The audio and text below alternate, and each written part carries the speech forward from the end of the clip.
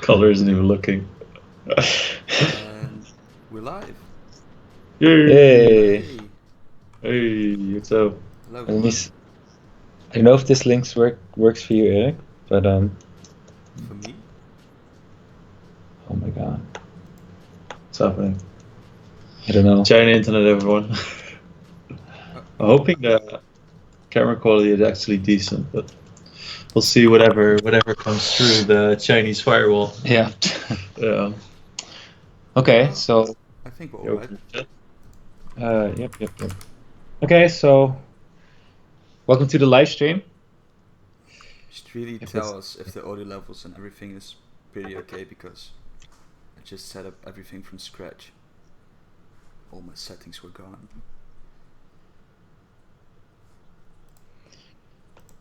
Yeah, I really wonder how audible and viewable we are from China. That's always a question. from our side, we're pretty. You can see the live camera feed looks pretty good. Oh yeah, it looks good. Yeah, but probably not Eric's side. No. Nah, it's pretty decent. It's pretty okay. Yeah. And so far there isn't any lag, so. All right. I can just imagine there being some sort of like two white dots.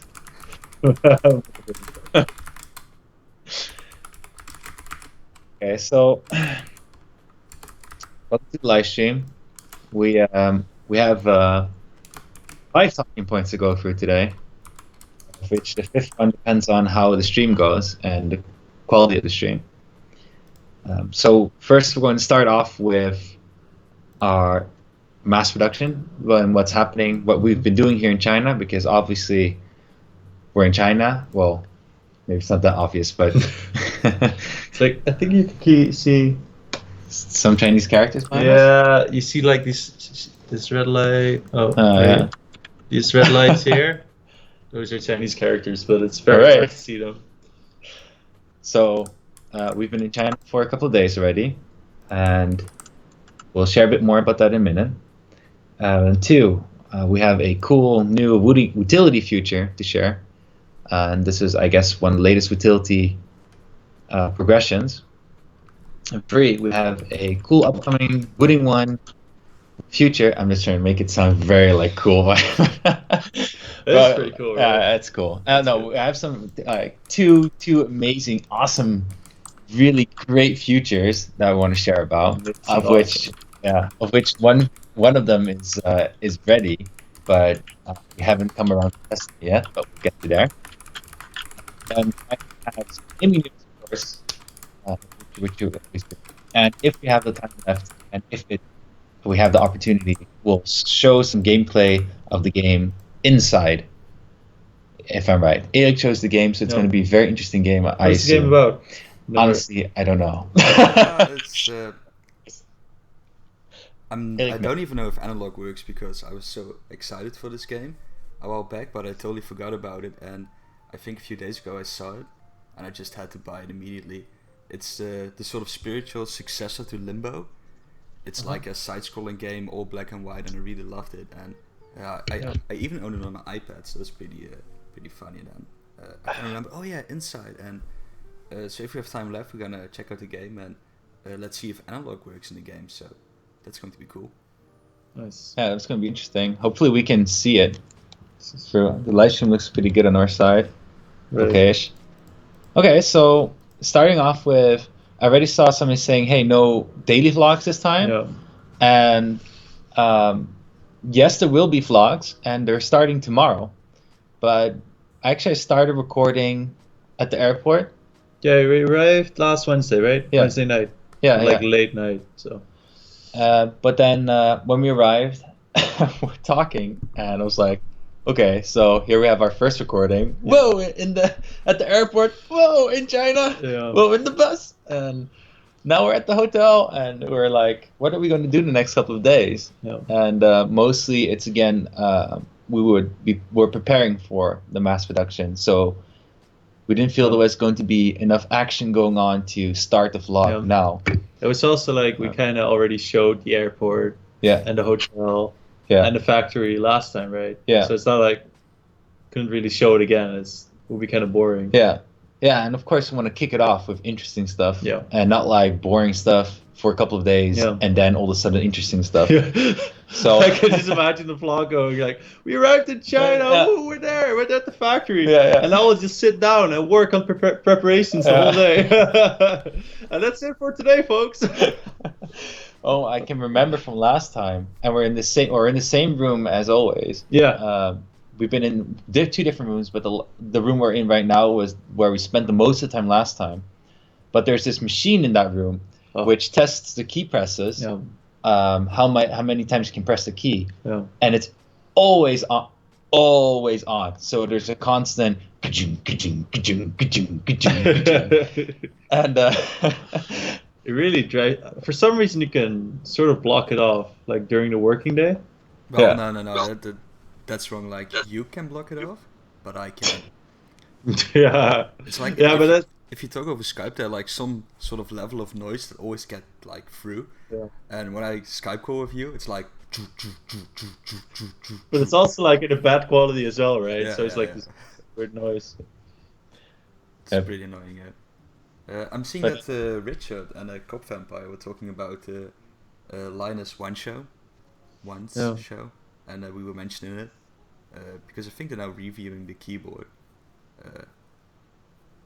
That's pretty cool. Yeah, I saw the clip of the one show, and Luke from I talked about it, as in they've been waiting for a long time to Oh, get yeah, a that's what he said, pre-release right? keyboard since Yeah. Computex, and it's kind of true. It is true. He was very very very early, already asking if they can get a keyboard, but I've always been telling him, well, just wait until Yeah. we are a bit further, the keyboard's a bit more finished, blah blah blah. And it's the truth, because speaking for myself at least, I would feel very very afraid to get an early opinion from Linus, because it kind of sticks. Yeah. And Yeah, you know he's gonna dissect it, right? yeah, exactly. So Yeah. rather have something what's up, Strowman? representable, instead of having something really early and then afterwards having to compensate for stuff that might have not been good that Yeah. time. Yeah. So anyway, they received a keyboard. I did mention, though, I would rather not have any type of review coming out, but they're totally going to use it for this. Can we talk about it? I don't know, honestly. They're totally this- going to use it for. a thing. I think he mentioned it in the show. I don't know if to mention Yeah. it. Okay. Anyway, they're going to use it for. And a he's thing. not really surprised, right? Yeah. It's not really. They're going to use it for something, and it's related to our to our keyboard. Yeah. It has something to do with light. Uh-huh. Yeah.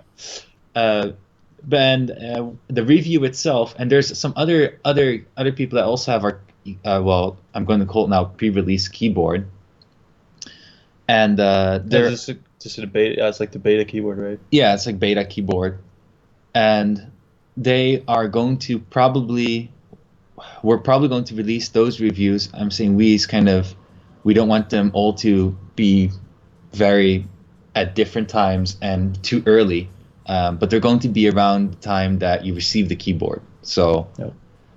hopefully the timing will go well. But anyway, that was Linus. Yeah. Yeah. Yeah, it's interesting because an old classmate of mine sent me a message like, "Hey, you're mentioned on Linus Tech Tips again." Like this end of this podcast, I think, or something. And Yeah. um, Yeah, they have a live show. Oh, live apparently. show, yeah. So it's pretty cool that they mentioned this. yeah, yeah, it is nice. So getting back to see Linus taking fully apart. Yeah. Oh, mentioning about, I see here somebody mentioning JZ2Cents. JZ2Cents hasn't contacted us, and I haven't tried contacting him yet. But it's good that you mentioned this, Cop, because I should. And I'm saying that in the way of we have like this whole YouTube group of reviewers, right? Tech reviewers, and already had a couple. I mean, because Lion's part, the Hardware Canucks is part of it. Then Yeah. Paul's Hardware, Tom's Hardware. Tom. Well, Not it really. just sounds the same, but not part of the YouTube group though. Yeah, true. But anyway, those are the guys that already contacted us. So yeah, should definitely contact them. Okay, so getting back to RGB windows. We need RGB windows. Everything I know should that be RGB everything. Okay, well RGB is going to come back later Let's in this live contact stream. Unbox Therapy. Oh, Unbox Therapy. We haven't contacted Unbox Therapy. I'm not sure if it's very suitable for Unbox Therapy. Well, we Yeah. have a pretty nice unboxing experience. We did spend a lot of effort on Yeah, this that's is- true, but yeah, that's true. I don't know. Maybe it's worth trying. Maybe it's not that bad. So if you have more suggestions, actually, that would be helpful. Yeah, Because sure. I haven't contacted a lot of people yet. So Mhm. and most of them contacted us. Was very convenient. Yeah. But I still have to reach out to more. So if you have any recommendations from stuff you watch, you're welcome to share. Yeah. Okay, so back to production. So Jeroen. Oh, Sweet Clockers is already on the list, right?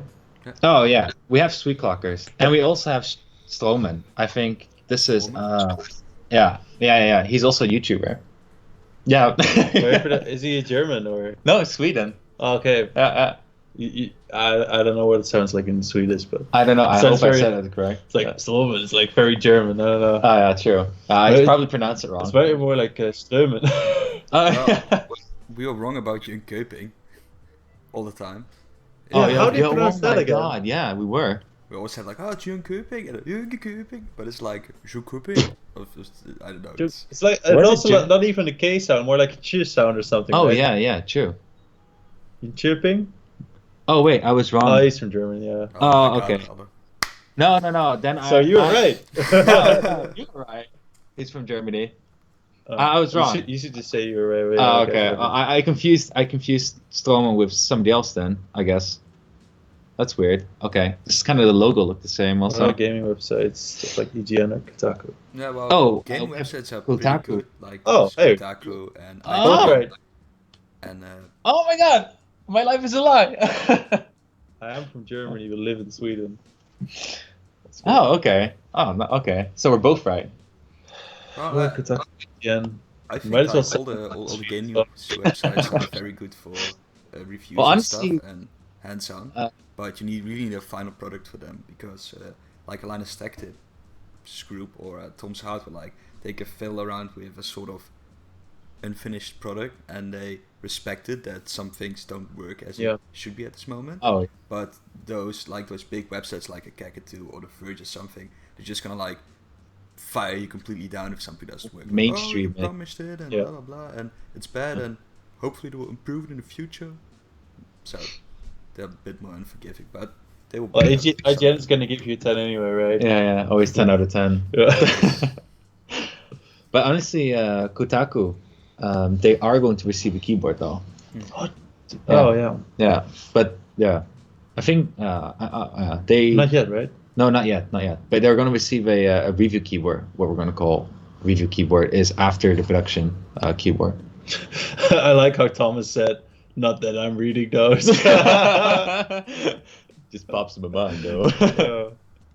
Yeah. So, yeah. But we have some things lined up, and honestly, we're still learning about this because I from the beginning, learned already quite some things about how these things work.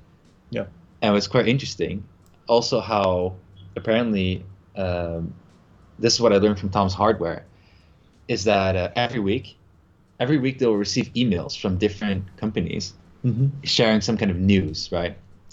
And some of these companies, they'll make sure they'll always share something every week. Oh, And sometimes they share like the stuff that's already been covered like 10 times, but they have to share something. So you get spammed with right. stuff. Eric, Um, turn your mic up. Yeah, Hello. I'm trying to figure it out. Howden suck. I don't know how to pronounce that. Howden suck. It's hard to read. Howden, just say Yeah, Howden. It's Howden. better. Yeah, Yeah. that's really. I thought I said howdy first, like from this angle. I think you can, as you can notice, we're quite relaxed because we've been working every day, Yeah. and I'm a bit nervous actually. Yeah, Yeah. tomorrow is going to be an exciting day because tomorrow we have to get up at 6 o'clock in the morning and go to Dongguan and visit the. Oh, sorry, I just read like, oh, I get those emails all the time. Well, we have some news. Hey, More yeah. useless crap. Yeah. Yeah. And it was funny. One time, Seth from Tom's Hardware said he responded on one of those emails, said, "Hey, you don't have to send me every week stuff, and this is already covered. Why are you doing this to me?" And the guy said, "My manager is forcing me to send. I have to send something every week." Whoa. Yeah. So anyway, to get back to tomorrow morning, we'll get up at 6 8. Or okay. Oh shit, I'm not sure. We have to be downstairs at 6 a.m. Yep. It's gonna be tough. Yeah, it's gonna be tough. Early. Okay. Anyway, we get up very early, and then we have a 3-hour drive. I think it is I think so. Yeah. to Dongguan. Yeah, it's like 2 or 3 hours. Yeah, and we're going to the testing machine factory. Is that how I'm gonna call it now? Or the Yes. press? Yeah, testing machine factory. Should we introduce the machine? Yeah, we should. Yeah, they know about the machine a bit, but you should introduce it a bit more. We Okay, should come up so with a name for the machine. yeah. Yeah, true. If any of you watched the vlogs, you know we had this whole story with the coat hanger. No, it's a machine which can press down all keys at the same time, just like the other machine, this press we had before. But this one can actually, you can set to a certain distance. So what you can do is you can sort of press the keyboard and then in slight steps press all the keys, and then you can do measurements as well. So you can sort of test the analog range of every single key. So that's very interesting because during production you can sort of assess how good the keyboard is, and you do way better quality control. So that's going to ensure that we can make the keyboard as good as possible. Yeah. Yeah. So I'm very curious about tomorrow and a bit nervous about it. Yeah, because we used to we gave the go ahead for this machine like 2 months ago. No, or, Beginning of April? No, when we just came back. We came beginning of time. Okay, yeah. it's like 6 weeks ago, and Yeah, then 6 the weeks. factory promised us they would have a machine ready 2 weeks ago, and then 2 weeks ago, all of a sudden they said, "No, we can't do it," and that Yeah. was it. Like literally that, like, "No, we can't do it," because apparently they made a quote for some price, and that price was way too too cheap low. in the end, so they didn't really get to doing it. And then it's China, so they don't really communicate it all that well. So they would rather just let the deadline run, and then afterwards tell you, like, when you really, really press them, it's like they didn't do anything. Yeah. It's very weird. But then we found, since it's China, you can always find a new one. Yeah. And so our manufacturer found a new one which can do it, which they said they could do it very, very fast, which was 10 days ago. Yeah. And they said they could finish the machine within 10 days. Yeah. So tomorrow we're going to check out the result, and I'm really, really, really nervous. That will, I mean, It should be done because we've been waiting for the go ahead, like going there, until they finished it. And from what I understood was they would have pressed it at least, used it or something somehow. I don't know. I didn't Anyway, really hear anything. the big point was that we wouldn't go there until they finished the machine and they did an actual press, something like that. Right. That's from what I understood. So tomorrow there should be something. Just call it the coat hanger V2. Yeah. Yeah, the coat hanger V2. Coat hanger plus plus.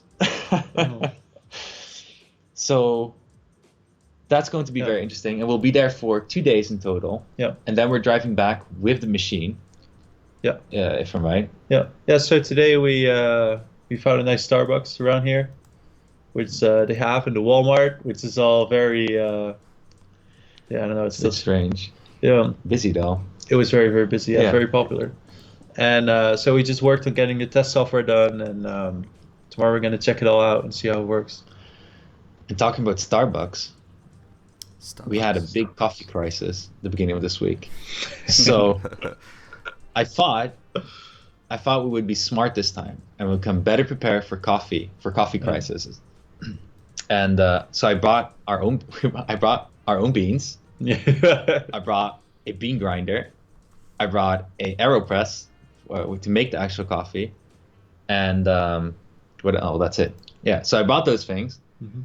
And first day there, very excited. Make some coffee. Right. Smelled amazing. Started grinding. And the freaking grinder broke. the first time we tried to use it. Oh my god. Oh, So yeah, apparently went a bit too cheap on the grinder, and we immediately bought a new one. And we thought, this China, you buy it in the night or whenever on the day. Next day it's in, which was the case. Which was the case usually, which was the case also this week with something else. But this grinder, for some reason, it's taken like 3 days to arrive, and it arrived today. Allegedly arrived today. It arrived today? Sunday? Allegedly arrived today, and tomorrow morning we'll have it. So that was a big crisis. Is your connection gone? It doesn't really. Oh, I'm not sure if my chat is up to date. Let's see. Well, the last thing I see is just called Coathanger 2 version 2. Oh, right. Oh, okay. Because our live stream just hang. Yeah, the YouTube thing doesn't really work that well. So after we've done the machine and we brought the machine back, it comes to doing some small tests, small batch tests, and preparing for the big production. And we're a little bit debating about if the big the actual big production will start on Thursday or Friday. Yeah. Obviously, our eyes are focused on Thursday. Yeah. But that is a story for this week, and that's also when the vlogs will start, because that's stuff is going to get starting introduced tomorrow. Right? Yeah, I think it's interesting to see that's the why testing this week. machine. That's starting vlog. I mean, yeah. Yeah. So tomorrow. Yeah. And we'll be doing the vlog bi-daily until we start the production, probably, and then do the production daily thing.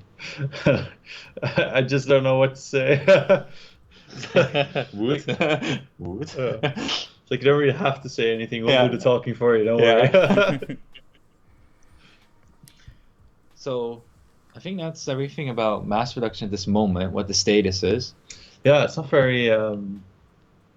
Yeah, it feels like there's a lot going on. That's very interesting to share. I'm just really nervous. Yeah.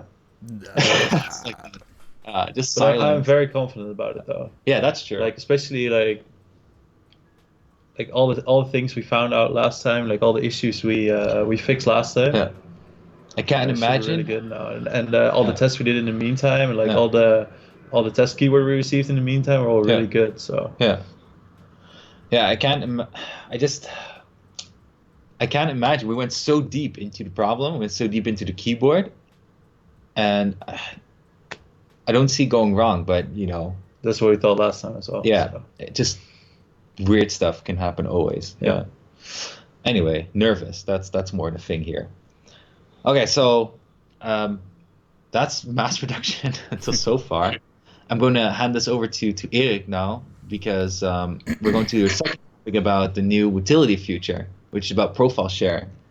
And maybe Jeroen can do a small introduction while Erik's preparing the screen. I don't know. I also upgraded the screens completely, because now, when we had the new screen and when you showed the utility, it was only like you on screen. Now we have all the cameras on screen. What? No definition thing. This is amazing. Yeah. We're becoming such professional live streamers, man. That's insane. Yeah. Getting So- better with the minute.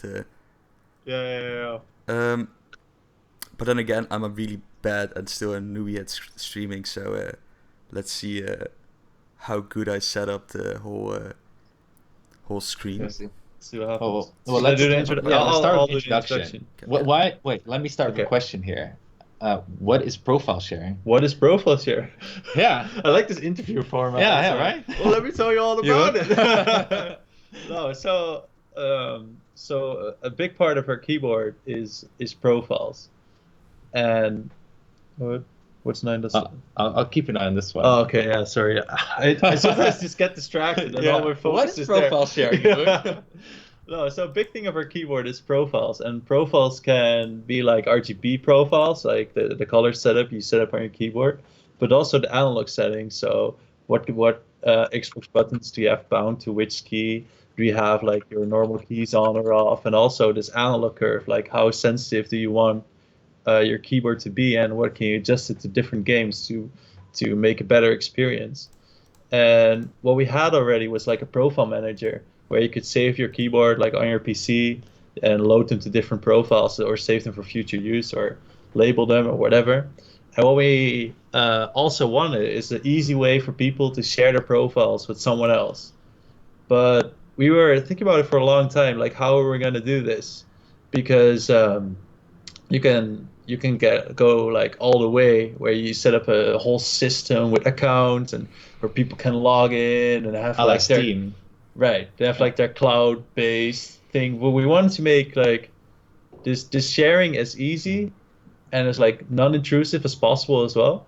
And it's also like we didn't really want to force users to have like an account for Wooting because it's just, I don't know, you don't want another account, right? At least that's what I always have. Yeah. And we also wanted like a very flexible system for us, and also like pretty easy, well, not easy to implement, but like having a database with users and managing that is just an extra thing for us, which we didn't It's a really big want. burden. Yeah, it is. Yeah. And we also wanted to leave it like more like the community, like what can they set up with this thing we're gonna give them? So what is this thing? So how do we do it in the end? So we looked at Discord, and what Discord has is when you set up a server, and you can also check it out on our website. If you go to wooding.nl/Discord, a Discord launches, and you get this pop-up saying, "Do you want to join the server?" So what they have is they have like this ID embedded within a link, and which is coupled with your Discord app.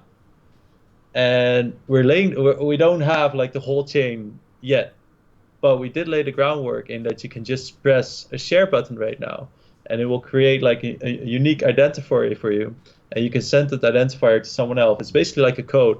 You can send this code to someone else. They can paste that code into the utility, and it will load the profile from the internet. So just From the basically internet. a URL, right? It's sort of like a URL, Yeah. yeah. But like right now it's like this raw ID, let's say, and we want to couple it within the URL, so you can click the URL and it opens the utility and it loads the profile, awesome. or it asks you what you want to do with the profile. That's what it's aiming for. That's what the goal is. But what we have right now is you click the button, you get this ID, you give this ID to someone else, and they can implement it within their profile. And what I'm personally very curious about is like what are we gonna do with it maybe, but also like what are other people gonna do with it? Because I can imagine there's gonna become like all these different IDs which are coupled to a certain game, right? Yeah. But how will someone find a popular ID for a certain game, right? Because we have this Discord channel, and I can imagine like IDs being shared around this Discord channel, but then like how are you gonna make like the best, like a list of the best things, right? Yeah. So we're still not really sure how to make like a sort of a best of list without handling it ourselves. Oh, I know who that is. Yeah. Wait, We can open for a bit? Yeah, yes. sure. Give me a second. Okay. So anyway, what I'm really curious about is like, what are your ideas about how to share this list of idea and to make this sort of easy database of like the best profiles? That's what I'm really curious about. So if you have any ideas, let me know.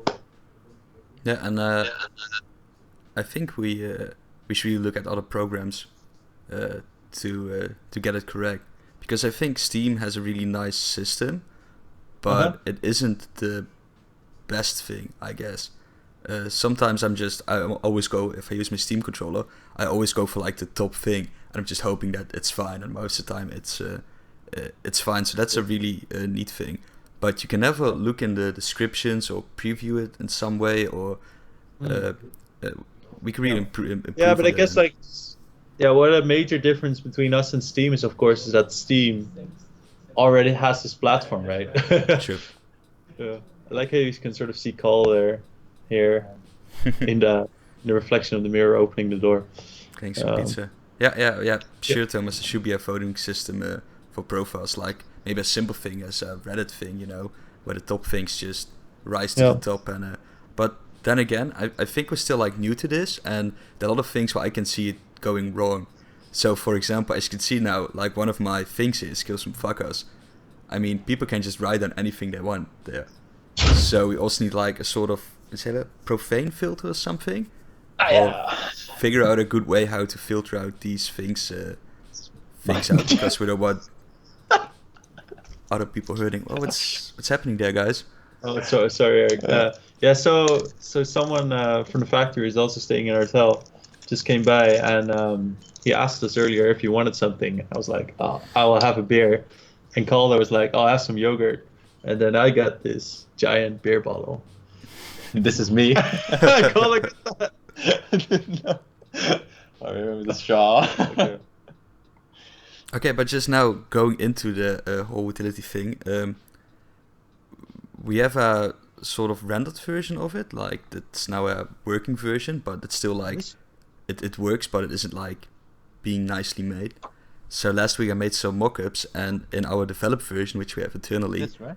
we already implemented the design, but it isn't really working as we wanted to do, because Cool idea, yeah. I'm not such a code god as Jeroen is. So Jeroen has to tweak one or two things, and then I can continue finishing it, and then we can send it over to the beta testers for testing. So that's pretty cool. And but with this mockup, I guess you'll get the general idea. On the top, you can see like save profile to manager. Upvoting, downvoting. You can have like a download count. No, in the top left, it's like sorry. I thought you guys said something. In the top left, you can see like the save to profile manager, and here's the thing: like here you can like type in the name, or it can copy like the name you already gave to your profile when you created it, and you can add like a simple description, and then you can just save it. And here you can see like the for example the name, in this case the Zonod, and description is kill some fuckers. Well, this isn't a really good description, but for example you can add there the whole thing of the left joystick is binded to WASD, the A button is binded to the space bar, etc. Then with each profile you get like in your profile manager where you like stored everything, there are like 3 things you can do. You can load it to your keyboard, so you can click it and there you can select that profile you want to override it, and bam, it's loaded on your keyboard. You can delete it, or you can press the share button. Is Eric hearing? And with the share button, you get a like unique code which you can paste in the input profile thing, and then you input the profile. So I'm just quickly in between. Are people getting a feedback loop because our microphone is picking you up? I don't think anybody mentioned it, right? No. No, well, I heard it sometimes, but not that much, I guess. Okay. Dial Eric down a little bit. Sorry, continue. Well, that's sort of it. No. Yeah, we had some interesting comments in that. For example, Thomas said, and also someone else. Oh yeah, Howden and Thomas mentioned about community websites where you can upvote or downvote or download or whatever. Yeah. And this is, like I said, we don't really know how we're going to implement something like that, right? Yeah. Because we do want something, but I mean, okay, my personal vision, what I would love to see is, because I love Discord so much. I've heard this one so much times. Because I'm very, very excited about it, because I don't really know how to do it yet, but what I would love to have is some sort of an upvote or downvote system implemented in the Discord, so that you have like in the Wooding you have these channel, or maybe like a Wooding. Oh no, this is what we can do. What? We can make a Wooding share server, Wooding share server, and then like every Channels game. are the game. Yeah, every game. But you have now you have the quick search for channels, right? Recently, Discord has quick search for channels. And then you can use the thumbs up emote and the thumbs down emote too, because you can add your reactions, right? And you can use that as an upvote downvote system, and then you can have like these bots managing. You need the bot to have a man. Yeah. You can just sort of remove old comments, and maybe you can. That's actually not a bad idea. Oh, maybe you can have like this comment system where every comment will just get automatically deleted after 5 minutes. So you can like add your comments to the chat, but it will just get deleted, and then only the profiles remain, which are up and down voted. But you still need some kind of description of the profile, then, right? Yeah, that's true. Well, But we can. I think there's some pros and cons, but I don't think you want to be reliable on like third-party programs, because what if Discord just said by the end of the year, like, okay, bye guys, we're quitting, fuck it.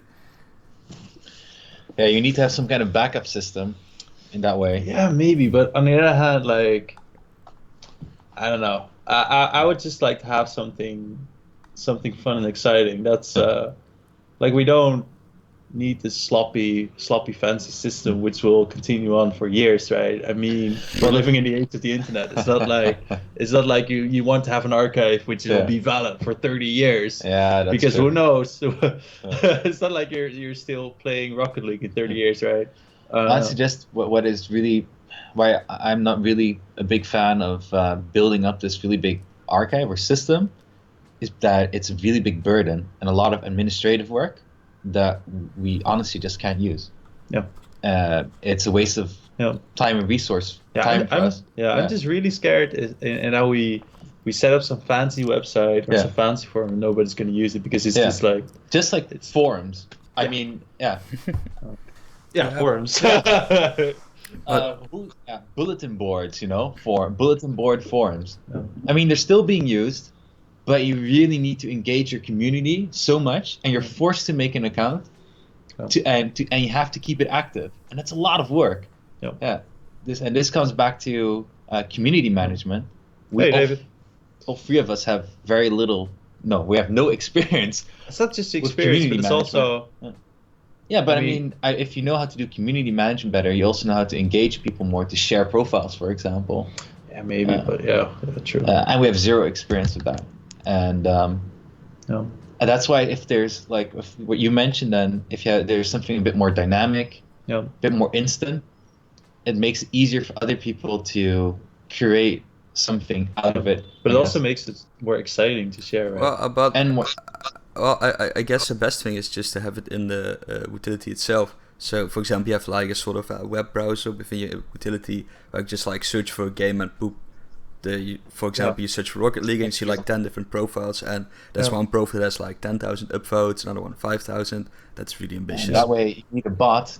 If you do the Discord channel stuff, you need a bot to collect the profile IDs and then throw it in some kind of backend. And then with some type of search tool, you can just find based on keywords. Yeah, but if you do it in the, I mean, I would also like some sort of thing in the utility, but then you get like, how are people gonna, like, are people actually gonna use it and share on it, but also like up and down vote on it, and also there's no way to really comment on different things or improve different things, right? It's not very dynamic. Yeah, because that's true. So you see, this is a dilemma we're having, and we're not sure what the right answer is. Well, I think Jeroen is like looking a bit too far ahead, to be honest, or he's overthinking it, because you're like talking about editing a profile or getting comments and that kind of stuff. That's more of like a sort of Bitbucket kind of sense, I guess, where I put like a file and push and pull, but no. What, Bitbucket? No, I mean like a continuous. A system where you can make continuous improvements on a certain profile. Yeah, but it's not that complex. Yeah, okay? No. Okay, well, profiles are not that complex. I know. I'm just dreaming at this point. Let's go to the next point, the more exciting point for everyone, I guess. I would close this with: do you have an idea of what can work? You're welcome to share, and you can always share on the chat. Course, but you can also share on social@wooding.nl. We read everything. Yeah, I read our Discord. Or Discord. Yeah, we all read everything on Discord. So we're in the live stream, are we? I just got here. I think so. Yeah, I think so. We're now at the exciting part of the live stream. Is it easier to just make a form? Yeah. Okay. Okay, but we're gonna close up because we can talk pretty long about this and not come to a good conclusion. So that was profile sharing, utility future, which is pretty awesome. I think it's one of the core features. I think it's one of the coolest feature to have in the utility at the moment, because when you just push like the version do the beta test have it? Yes, no, right? Not a great working version. Sadly, no. When you push, it was like still looking really crappy and programmer-like, but it worked. And it's super cool because Jeroen and I, we use it to send like messages to each other. That's So that's pretty cool. Okay, but now we have like a wooding one here, and this is a pre-recorded video, and maybe you can share about it, Jeroen, before I'll start playing it. Sorry, what are we talking about? RGB, RGB. probably. RGB, yeah. Is that not the double keystroke? Yeah, double keystrokes more exciting. No, but this is also very exciting. But this, Yeah, this is also very yeah, wait, exciting. This Okay. has the show effect, Okay. and then we'll do the technical cool Yeah, stuff. let's do the show effect first. Show because we've been effect talking first. for so long about Yeah, the other yeah, thing. Okay. You mentioned the guy working for us, right? Missed his name. Yes. No, not the name though. Okay. I don't know if he wants that. So Okay. I didn't mention name. Okay. Cool guy. So That's his cool name. guy. Okay. So a cool friend guy. of Woody. guy. So we have a pretty. He is a pretty cool guy. Yeah, he's a cool guy, He's very so. nice. But anyway, we have a cool guy helping us out with the firmware because we have so much going on right now, and we really want to push the firmware to the next level as well. I just don't get to it with all the utility and production stuff happening. So we have this guy. He's helping us out. And he's really great. He's an amazing programmer, electrical engineer, very very smart. And I'm sounding like Trump right now. He's just Amazing. Terrific. Did some amazing deals. I know this amazing guy. Yeah, amazing. He's totally not fake news. Okay. Anyway, he's been working on a thing Calder has been waiting for a very long time, and it's RGB effects. And now we cut to Eric showing the RGB effects, right? Bam. Streamer man. Wow. Nice close up. We have a super long delay on our side. Yeah, we do. So, the reason why I've been asking for RGB effects is not because it's important. It's not important at all, and it doesn't do anything. But there's this dilemma with RGB and these RGB effects. It's kind of like if you don't have it, it doesn't really matter. It doesn't influence anything. Yeah. But if you do have it, it's pretty cool.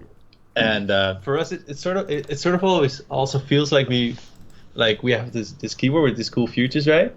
And we can just also do RGB, just like back when we for those of you who've been with us for a longer time, like at one point we had like this old non-single RGB solutions where the keyboard was sort of divided into clusters, which you can control the color of. oh yeah, Like only like the WASD region or the caps lock. yeah, And only some- specific and the function some keys. specific keys you could change. And then at the one point we colors. made the switch to for Individual. individual RGB, and I think like we weren't enthusiastic about it back then. Not really. to make the switch. Yeah, but I think it's also because we didn't see it in action yet. But anyway, point is, we also got a lot of cool response from the community, which is really nice. And now There are a lot of demand and it for also it. felt like everybody else does it, so we sort of have to do it. Yeah, well, and that's the thing is there's something undeniable that RGB effects and RGB, it's kind of like It's here to stay. It's just become like this. It started off as this weird thing, and then it turned into this meme, and now it's just sort of here to stay. I don't know. Yeah. I don't know how to. Yeah, and I don't know how to explain. It just feels pretty cool if you have it, but yeah, it ends quite. I think there are still people that bought a keyboard, has this like rainbow. Oh, the RGB effect you just saw, and they never changed it. You know, Just kept it like that. Have you seen Never that? did anything with Yeah. it. I bet you there are a lot of people. there's this woman at our manufacturer, and she has this gaming keyboard on her desk. She's just like an office worker, and she has this RGB effect running the whole day. Or even in the office space we're working sometimes, there's this additional keyboard just there to control this really old PC, and that never really gets used, but that keyboard's always connected. Oh yeah, And that's it's RGB effect. Yeah, and it's RGB effect keyboard, so it's always, and it's like against the wall behind some boxes or something which Yeah. we don't use, but it's always connected, so it's Oh.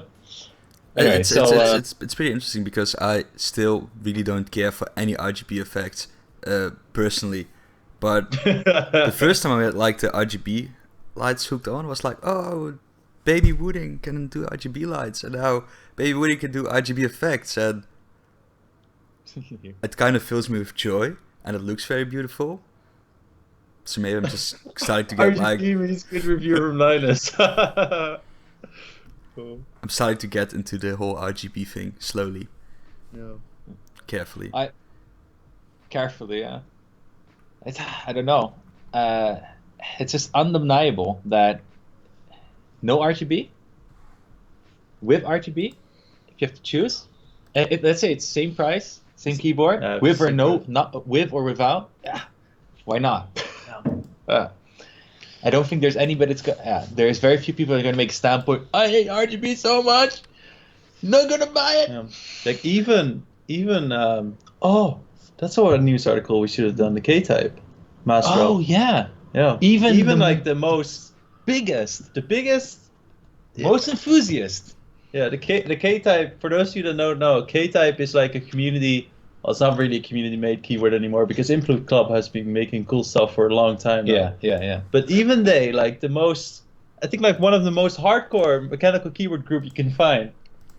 They made this keyboard, and it's just RGB in your face, right? Yeah. I mean, it looks good. It looks really good, I must say. It looks good. They don't only have RGB through your keycaps, but also like this underglow effect as well, like around your keyboard. Oh, How are yeah, you there's gonna like this explain line Oh, right, on the yeah, side yeah. of the bezels, Yeah. I guess, is something This like on the that. screen. The keyword is on the screen. it? Oh, cool. All right. So let me see. Yeah, and Here it by the is. way, props to Input Club and the K-Type. Congratulations on the launch. I hope it goes well. Hope it goes really well. yeah. It's right. It looks beautiful. Yeah, it Maybe looks- we're gonna order one as well. Yeah, I was doubting because I was a bit doubting. And I'm do it. really, really curious about their new Switch, Yes. the Halo Switch. Yes. Yeah. Yeah. So for the ones that don't know, Input Club is a enthusiast keyboard maker, to say it in that way. But there's this one genius behind it called Jacob or Hata. Yeah. I And think it was he's- 3 people, right?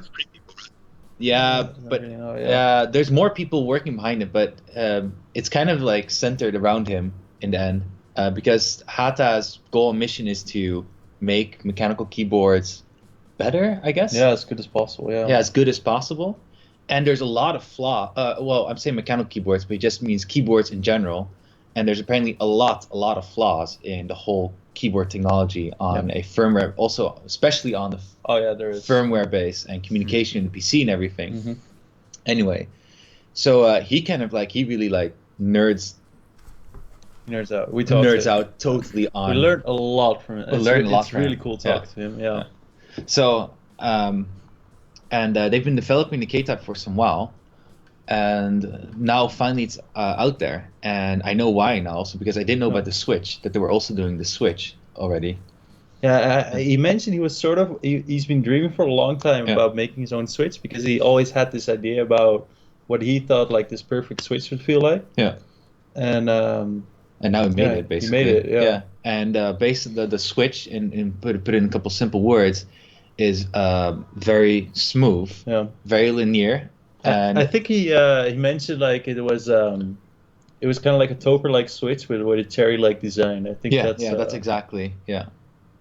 So anyway, you should definitely check it out. And if you're interested, buy one. Mhm. I would buy one, but For me, for me- it's just a bit too expensive. I can't afford it. And it sounds stupid, but honestly, I can't afford it. My wife will kill me. Yeah. Maybe it's also those earrings you put as well for your wife. Okay, but Anyway. the K-Type is a mass drop, so be sure to check it out. Strowman has an interesting point. Oh, sorry. Go ahead. No. Make the point. Okay. He said the only problem with RGB is that they do not show the color white good. It's kind of bluish on every RGB keyword, and that is correct. Very true. Yeah. And it's also the only way you can make perfect white on a keyboard is have like a separate white LED. And yeah. Yeah. And Because- we learned that very early on when we Yeah. just implemented individual RGB, and we didn't expect it at all, right? Yeah, it's just very, very difficult to make. Yeah, to make just a True pure white, white yeah. because with RGB, I'm just playing like Mr. Office now, but it's like red, green, and blue. So there's basically in every RGB LED, there's like 3 LEDs on all the time, and they just mix. And to make like this perfect white, you would have to have this perfect combination, which is just impossible because you have 3 separate light sources, and there's also this Spreads sort of out. tunnel where it goes through until it reaches your keycap, and it's just impossible to combine that into a perfect white beam. Yeah. No. Yeah, and we obviously our keyboard's going to have the same. You cannot get perfect white. So yeah, I think definitely actually that's maybe a thing that if we would do a single color keyboard, I would go for white. Yeah, we I think like When we back when we started, started, we yeah. wanted to go for single color for white. Yeah. That was the original plan. Yeah. It kind of like escalated. It kind of It escalated. is. And now that these crazy effects. Same price? What? Kind of escalated. Yeah. Yeah. Let's Let's go, continue to uh, the news things. To the news. So, the Wooting One future. That's the next topic. What? No, Oh, not there's- the- no, we wait. didn't do the future yet. Yeah, there was another one. Yeah, There's another So one. the Wooting One futures. There's like 2 very, very important futures that are Yeah. coming out, and one of them is done but needs to be implemented. Yeah. Yeah, and the second one tested, I I'm think. way more excited about. I And mean, that's interesting. What? Huh? Right? You're... No, the one we're talking about right now. That's the one I'm way more Oh, excited about. okay, Yeah, yeah. yeah. So the first one is the double keystroke. We've mentioned a couple times before, and you will explain in a second. What's it? Oh. Yeah, that's why I'm like, I, what? I thought you were talking about these two, like including the RGB wave effect, but you're Oh, talking about no. Okay, No, okay. RGB separate. Got it. Okay. Okay. Okay, so first is the double keystroke, Uh-huh. and then the second is direct input compatibility. And direct, so right now, I'll just do direct input, and then we'll just Yeah, sure. dive into double keystroke, and maybe Eric can explain double keystroke. Be interesting. Because okay, so direct input compatibility basically means the way we make the keyboard work analog in a lot of games is by using X input, which is the same as the Xbox controller. So the game thinks it's an Xbox controller input, and that way we can get analog in the game. But there's another type of controller, of course, which is the generic gamepads, and these boys use direct input, and especially simulation games. Think about flying games or racing or driving, or also Battlefield. Actually, they have direct input compatibility. And the big benefit about direct input is it has a lot more analog accesses. So it has a lot more analog controls or joysticks, to make it simple. It has a lot more analog joysticks that you can bind. So I'm really I'm very excited about this one because it increases the compatibility list, and it also increases the amount of possibilities, things you can do with a keyboard. And then we have double keystroke. And double keystroke, Eric made a video in the beginning of times with Wooting on the Kickstarter with League of Legends. As an example. That's Yeah. As an example. The whole idea behind double keystroke is that you have a single key press, so you range from the whole key press up to down. That at some point it will activate a key, and later on it will also activate a key. So you can bind like 2 keys on the same key. And the cool thing is, I think we kind of made it up when we were thinking, okay, how can we use analog outside of games that don't support analog?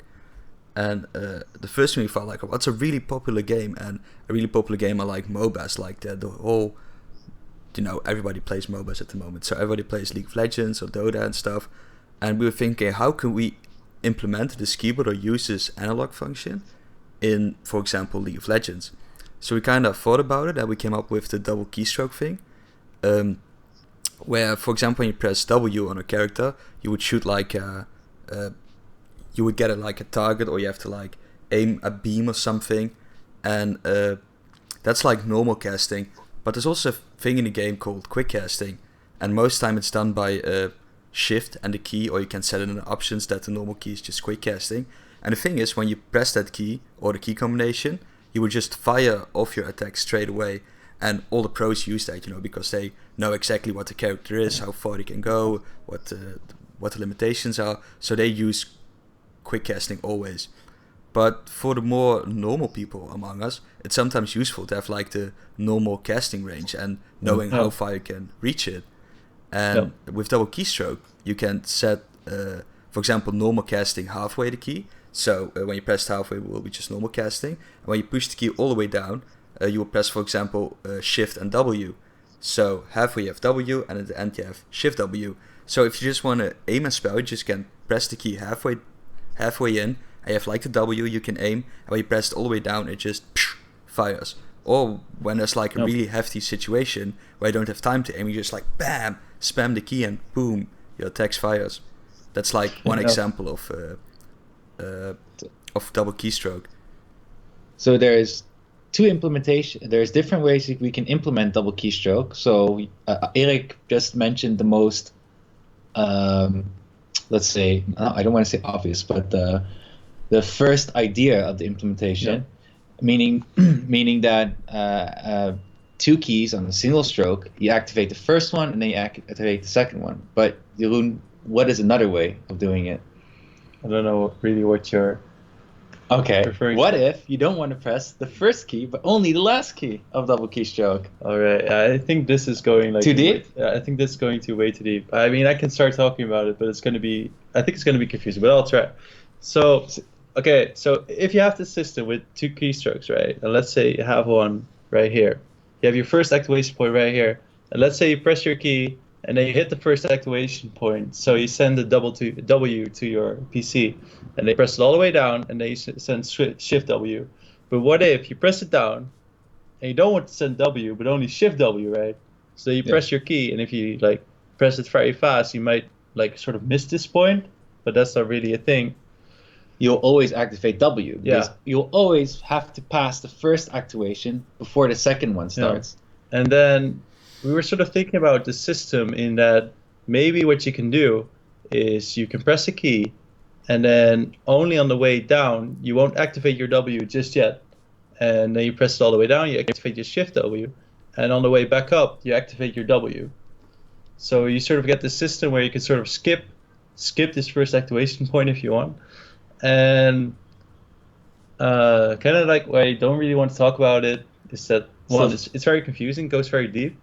And two, we didn't really. So we have this future right now in our keyboard, but because there's so much going on right now, there's just. I didn't get to test it yet. I'm really excited about trying this because we've been waiting for this. We've been talking about this for a long time, and we know this is gonna be Pretty sick, cool. but just didn't get to test it yet because we need to. It's gonna be easy, but so this was a preview about how far can double keystroke go. Yeah, it's gonna be like applicable in so many different situations because analog is so limited. It's not really limited, but it's just that there's only so many things you can do, right? But with double keystroke, you can also think about video editing, like more custom macros, or also. So when you talk about or analog keyboard to someone who plays Counter-Strike, right? Yeah. And he's like, "There's no way I want to walk slowly, right? That's just fucking stupid." But what if you do? What if you do like Shift W on your first or your halfway, so you can just walk with 1 point, and then all the way down is always sprint. Is always like normal running. So you never have this delay. I think it's better to turn it the other way around. To have like if you pressed halfway, it's like a W normal running. And then in the tense moment, you just press the key down pretty firmly, and then you have like the slow walking Counter-Strike. So Counter-Strike would kind of throw it around. I think it's more, it makes more sense, I guess, but we have to test it. But the thing is, people can set it up in whatever way they want it, right? Yeah, it's making the possibilities possible. Making these things possible, and then see that sounds like some sort of Trump thing right there. Well, it's more like an Obama thing, maybe. Well, then we'll see how it's applied to different things. Yeah. Because what the hell would we know? We can only limit to what we know. So. Yeah. Okay. Thomas said the activator system from Steam controller is pretty good at implementing those things.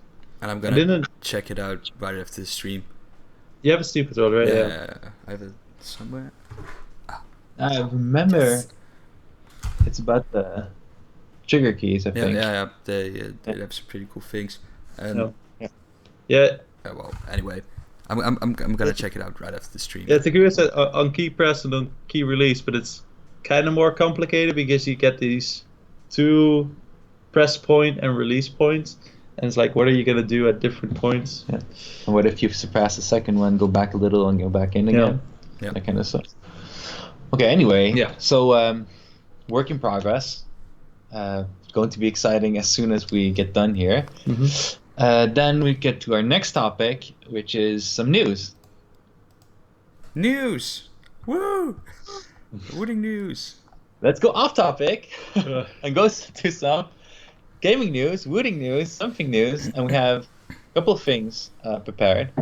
One of them being related to China, and the other two gaming news, obviously. So what's the first one, Eric? The first one is Destiny 2. I mean, You it kind of want to hit express in. it first? It, Oh, we have to pause it here 1 second because we're getting questions about the double input. Will the inputs be on double keystroke? Okay, so will the inputs on the double keystroke register as a virtual key, or will they register as physical inputs? Some games have a rule where one input is one output rule. Would this be detectable? As it will be a physical input, as in it will just be a regular keystroke sent from the keyboard, if that's what you're asking. I don't really know one input, one output. I'm guessing you think maybe that the implementation will have like a separate device working together with our keyboard. I don't Not sure. think I fully understand your question, but basically it's all done in your keyboard. So your keyboard will send an actual, like whatever you program, like a W or Shift W at the same time or whatever. So it is an actual physical input. So, but if It's you not going to get limited by a game or something like that, because it's literally what you bind to that activation point is what's going to be sent to the game or whatever you're Yeah. using. So, okay. So, and we should check out the the Valve subreddit wiki, yeah, that's a good point. Okay, so let's continue then to the Eric Nudes. to the Eric Nudes. Uh, That's the name of the news item thing, Eric Nudes. There was a big leak, and it's the fappening of the Eric Nudes that leaked last week. It's a good question, Rusty. I mean, I like questions like that. So Okay, let's get into the gaming news finally. sorry. Go ahead. The Destiny 2 thing that is only available on Battle.net for PC, that kind of hit in as a bomb, I guess, last week.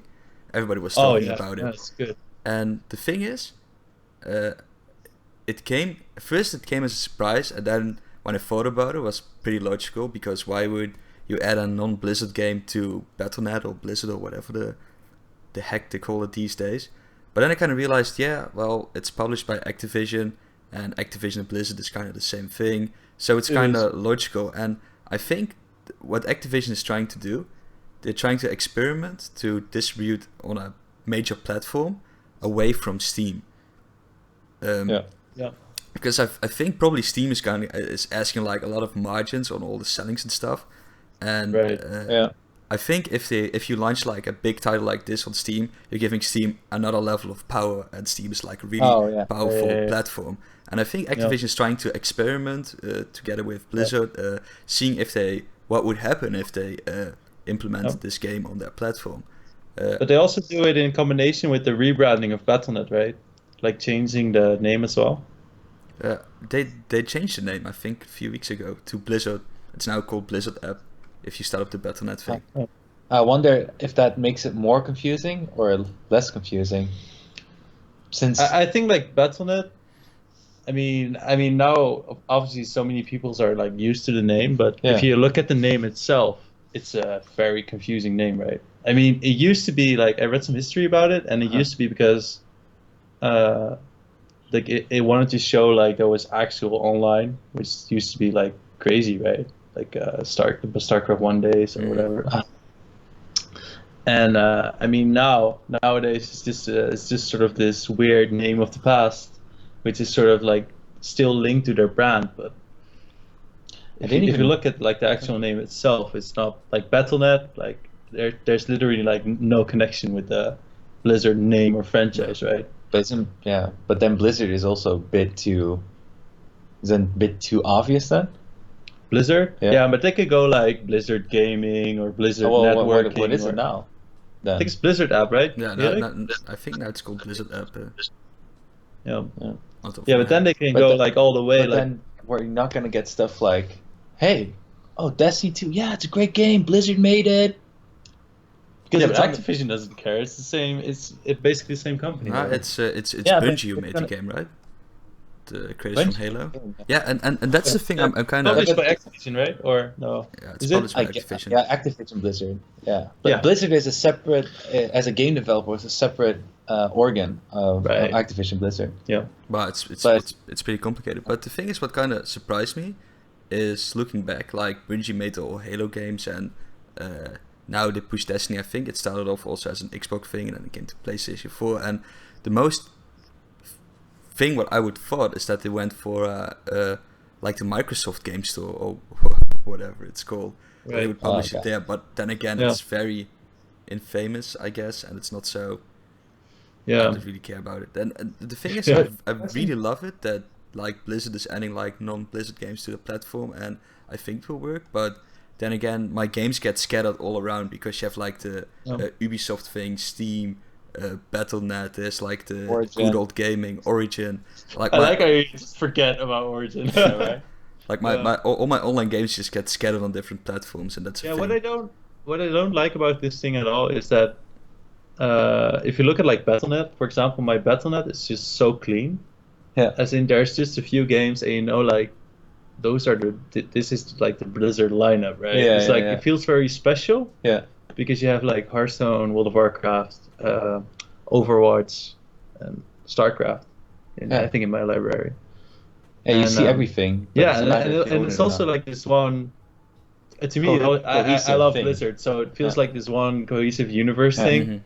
with these different parts.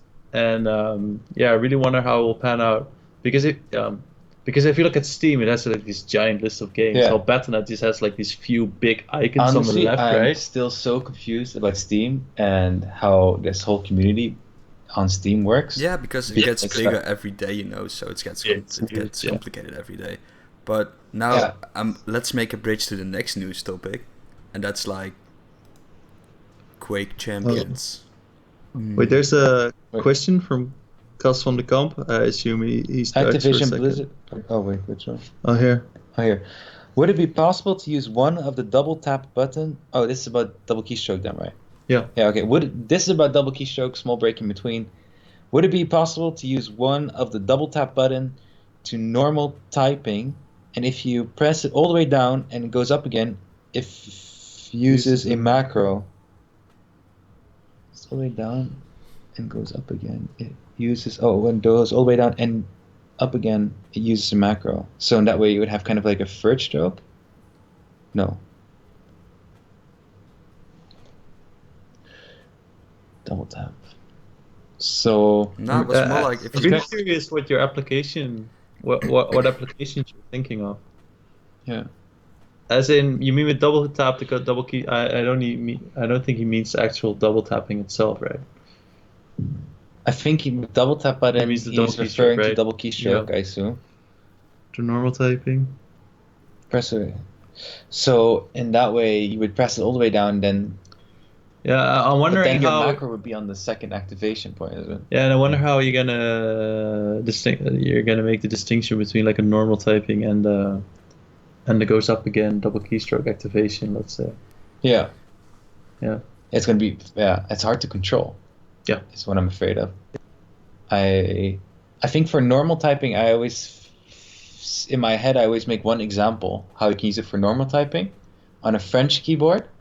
When you want to use the numbers, you have to press Alt GR or something, Mm-hmm. and then press the number to get the number. And if you don't, then you get like a special symbol. Right. Because in French you apparently use special symbols more often for typing. Mm-hmm. But it's quite annoying that you need to press this Alt GR to get numbers, Right. especially in our keyboard because it has no numpad. So I always imagine it is that maybe if you press the key all the way down till the end, or the other way around, But Yep. if you press all the way to the end, you'll get the number. If you press like halfway, you'll get the special symbol. Right. Yeah. Yeah. And if you use it in that way, you don't need to use Alt GR all the time. Yep. Yeah. There should be a common API for all those launchers, so you can just pull all the games, There should different be. launchers to one place. I mean, yeah, there should be, but companies, right? Yeah.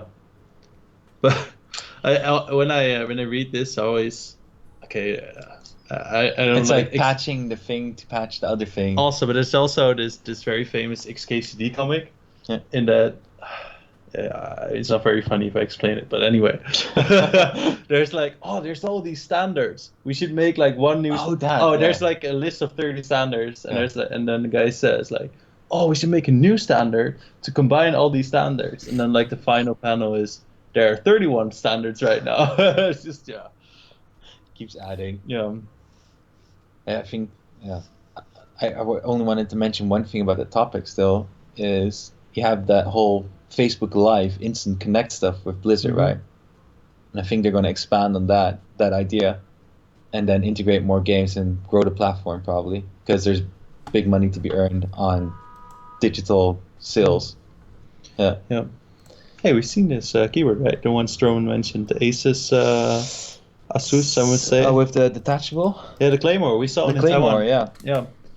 There was something we didn't like about it. I don't remember. Oh yeah, I remember what. So we saw this keyboard at in a store. Wait. What is like kind of the topic first specifically? I'm sorry. So What? YouTube doesn't show the chat in the video. So Sorry. So the Context. Asus Claymore is a keyboard. It's a 10 keyless keyboard with a detachable numpad, yes. and it has a connector for it where you can just sort of attach the numpad. And what I find very, very cool is that you can attach it to the right side. And you can also pick it up and attach it to the left side. Yep.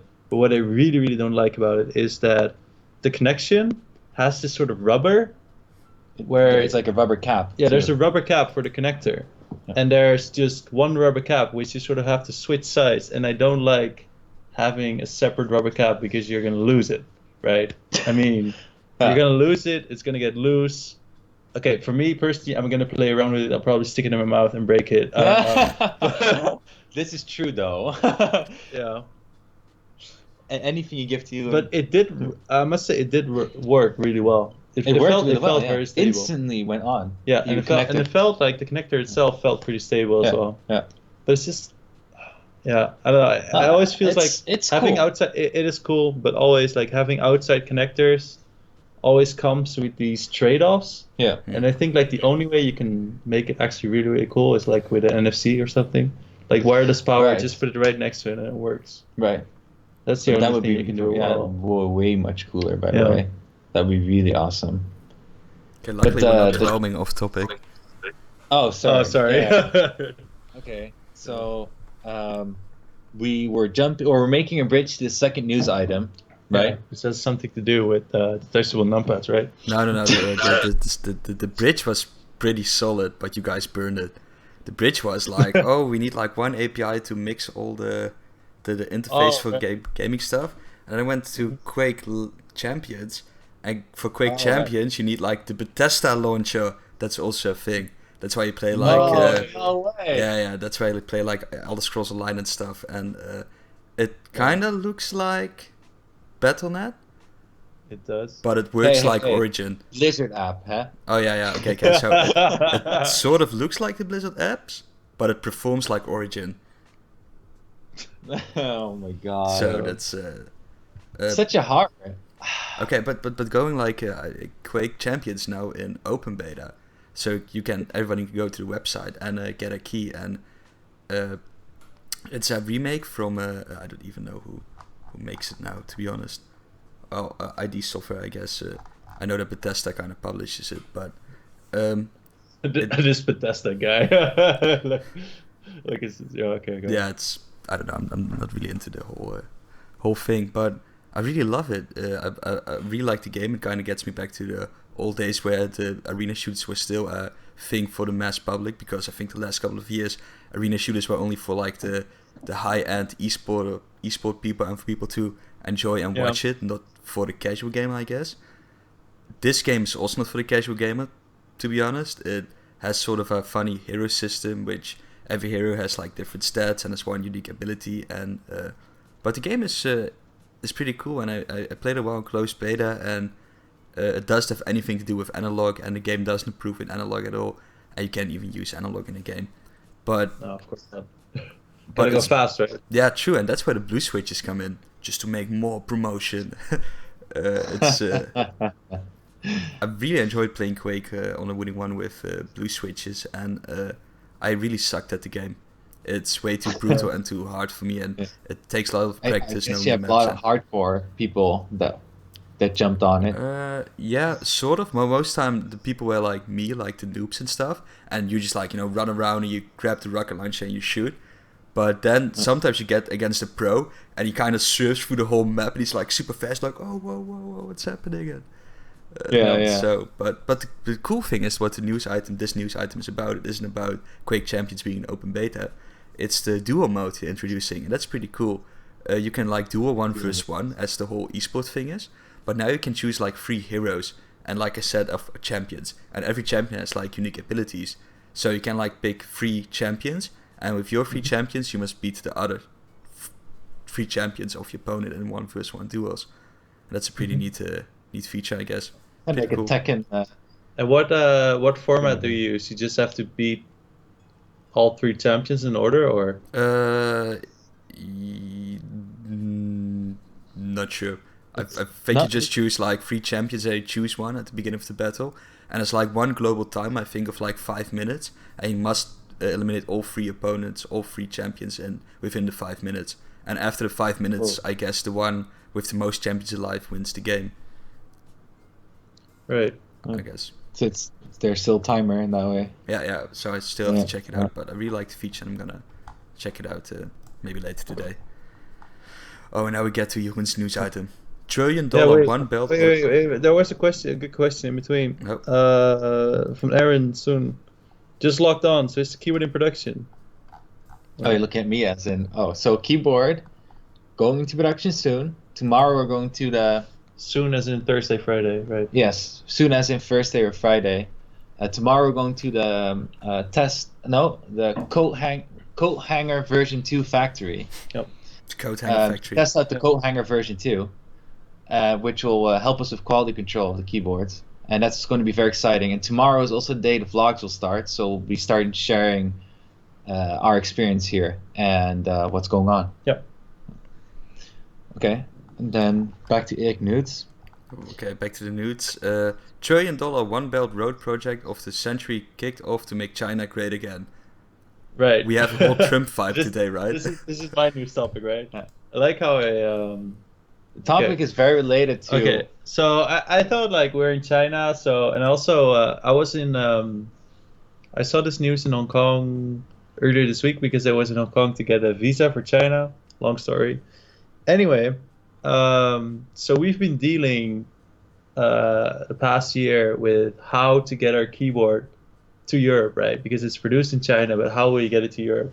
And basically right now you have 2 options, by air or by boat.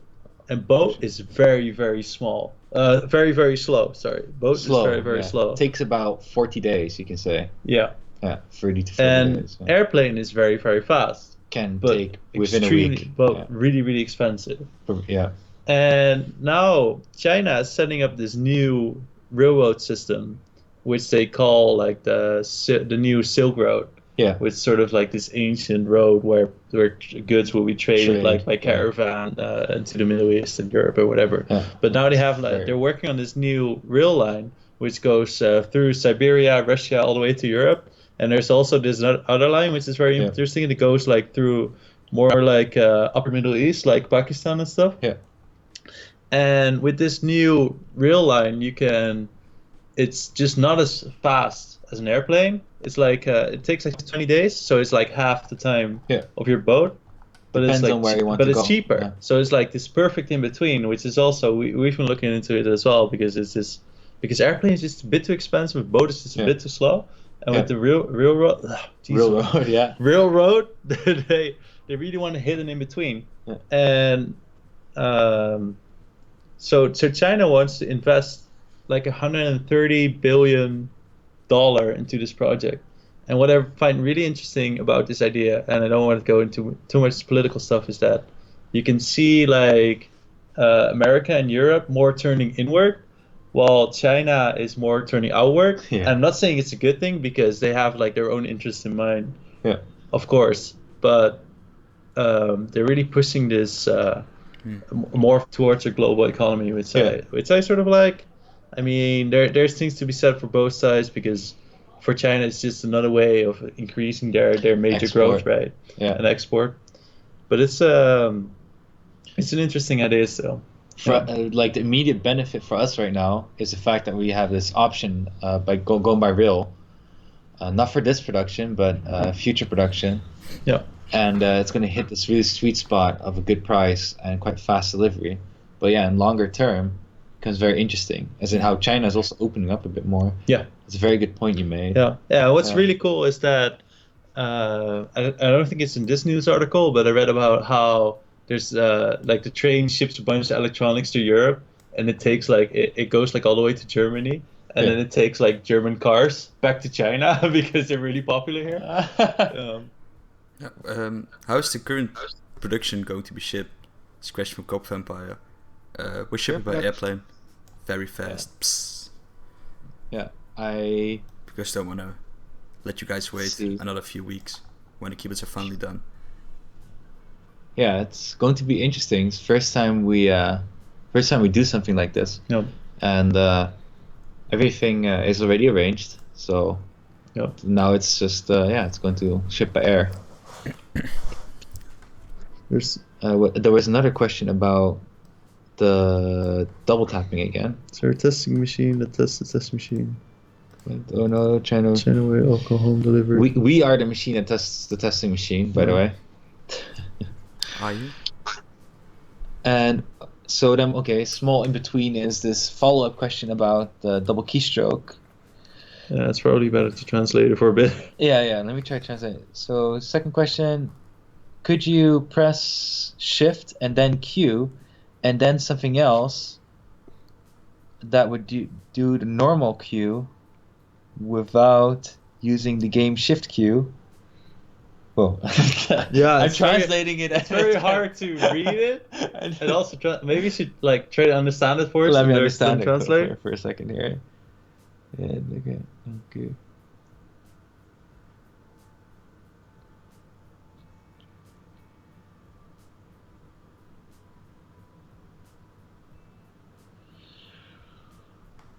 Its question is like if you press like shift and Q at the same time, can you bind it to something else? That's how I kind of. That's a good question, actually. I think like that's more of a thing you can probably already arrange with some program, but it's going to be very difficult to. The way you circumvent that is by in the game you're going to use shift Q like you would use it, but you just bind. Okay, you're going to press shift Q because in the game you bind it shift Q for whatever function, but you really like the shift button, right?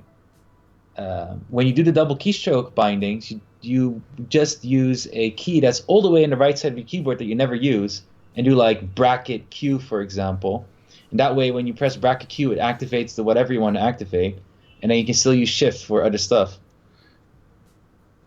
If that kind of answer, because otherwise you are going to get a conflict. Then pressing shift Q is going to be the same as pressing Q all the way till the end.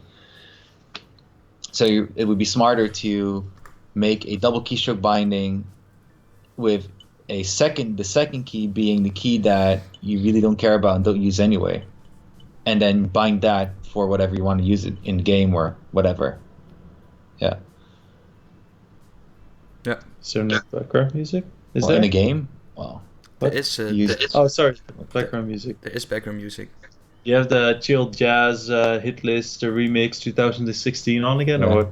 No, it's the chill study beats, instrumental and hip hop music. Is it one of those YouTube live streams thing I see popping up all the time, or? No, I don't know. I just know it's like a 2-hour thing, like music, and I just have to reset it back to the beginning because we talked way too much, and we were always nearing the end. So that was the news topics, right? end of the news topics. Yep. Yeah. There's also like it's this China thing. There's not just the railroad. There's also like this boat. They're gonna improve like the boat connection to Europe as well. Oh, really? Yeah, but that's a whole different story. Okay, wait. Can you guys like talk for like 2 minutes straight? I'll be right back. You open the doors of hell. Okay. 2 minutes? Yeah. That's a long time. I don't think we can reach that. When I'm I back, don't we can maybe think play this- some You insight. will tell me more about this boat. What I did find really interesting is that it's really dependent on who you talk to, like how this China story is interpreted, right? Because from a China perspective, it's like this massive thing where it's gonna be so good, and China is reaching out towards a global economy. Yeah. And if you look at like from a Western perspective, it's like, yeah, Reverse. China is trying to increase its power, right? Yeah. And it has this very interesting dynamic going on. Well, what I found really interesting when you mentioned about Europe and America going more inwards while China's going more outwards. Oh yeah, So now you have the French elections going, for example, yeah. and that one might also head towards a Brexit idea. What? No yeah. way. Yeah, depending on who gets voted for. Macron already got voted. Oh, we got voted? Yeah, Oh, okay, already. okay. And Macron is pretty pro-Europe, so that's not going to happen anytime soon. Oh, okay. Well, Le Pen anyway. got defeated pretty hard as well. Yeah, obviously, I totally missed that part. Oh. But anyway, the French elections just- were very interesting, though. It was, I'm still following up because I was reading more about it, about what was going on at the time, but I haven't looked at the results. Anyway, the point though is that you can that during the elections you see there's still this strong movement going on. Where that's you big. see Europe going. But yeah. what I also really like about what is happening in Europe right now is that, especially after this Trump election, you can notice that in Europe there was populism rising as well. And then there was the Dutch election, which probably none of you followed because it's very small. But in the Dutch election, we have like our own crazy little Trump guy who was called Wilders. And he was really, really popular running up to the elections. But then Trump happened, and then we had our own elections, and he sort of just crashed. And there was this sort of resurgence from the left side, and also like this more confidence in that, okay, this whole populism thing might not be the best way. Like, and it happened in French as well, because you have Macron, I probably don't pronounce it correctly, because you had like Le Pen becoming like more and more popular with their Front National, and then you have like this En Marche movement, like this more optimistic movement, becoming really, really popular, and then winning the presidency as well. So there's like I feel like there's this sort of insurgence of new optimism breathing into Europe, and I really, really like that. Yeah. Oh, that's good you mentioned that. And then it would be thanks to Trump fucking up so much. It's always so interesting to read what he did every week. So this was Woody political 2 minutes. Yeah. I feel like we don't. No, well, just in short, is if politics in general really sucks. Well, politics. Politics in general kind of sucks. It's boring at most, but if you kind of try to follow it and what's happening, it can be quite interesting. But if you live in America or you're looking at American politics, trust me, you don't need to like politics. It's a drama show altogether. Like, unbelievable. Okay, let's Anyway. jump back into the keyboard. Yes. Bradberg asked, "Can you bind? Oh wait, scroll up. Can you bind the Alt key to act like the Alt GR key?" This is, I mean, you can. This is. I wonder how much because I don't think have you had this question before? Change the Alt to the Alt GR key? Yeah. No, but isn't it that when you choose for example, French language keyboard layout, Sort of automatically does. I don't know. the left Alt automatically, or is the right Alt? I'm not sure which one. The right Alt, I guess, automatically becomes Alt GR. Maybe it does. I don't know. It's language dependent. It's not based on what we do on the keyboard around Village, I guess. Yeah, I wonder if there's an. I don't think there's a difference in the firmware between the different Alt keys, so it's probably more like a Windows thing. But it's interesting. I'll look into it. Now we have a very important question that's very related to trending things. Can wood can the wooden keycap puller be modified into a fidget spinner? Actually, Yes, if it you would, can, but it wouldn't work because we'll probably be completely out of balance because like the center hole Yeah. where you put the bearing in, it's Yeah. it's not centered, so it would probably it spin a few times, but it wouldn't spin properly. Or you should like really Yeah. fiddle around with the weights, I guess. If you put like a heavier weight on this side and a little bit lighter weight on this side, it will Yeah, probably I be mean, complicated. I tried it plenty of times, even before fidget spinners were a thing. Okay? because Eric, oh, I mean, you Because I always fidget Yeah. with everything. yeah, you won't I remember when I first started reading about this whole fidget hype, I was really, really enthusiastic about it. Like I even ordered some stuff from China, which never came in, but that's a different story. And now, I mean, to be firstly, I sort of feel insulted because I've just been a fidgeter my whole life, and now it just becomes this hype, and then all of a sudden it's not cool anymore, or it is. I don't really know anymore what to think. Like I just like it. I don't care. Yeah. Next topic. Fidgeters are annoying. I don't want to do some shameless promotion, but fidget spinners are completely whack if you have a kendama. Kendamas are way better. You know, my hostel in Hong Kong had a kendama, but it was like this really crappy plastic one. So it didn't Oh, I really hate work those well. plastic Yeah. ones. There's Oh, did you? Talking about fidget spinners, what I really, really loved, my favorite thing about this whole hype is this RamaWorks. Oh my god, yeah. There's this fidget spinner on Mastrop, and it's designed by RamaWorks. And if you're not familiar with his work, he makes custom keycaps and keyboard cases.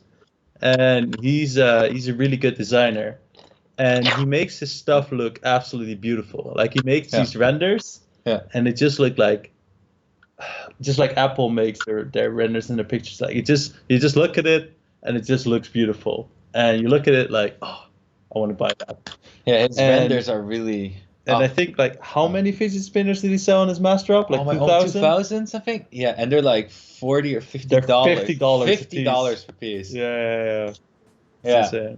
It's really good. insane. Yeah. I mean, I love his work in yeah, general. yeah. So. So he does an amazing job. Yeah.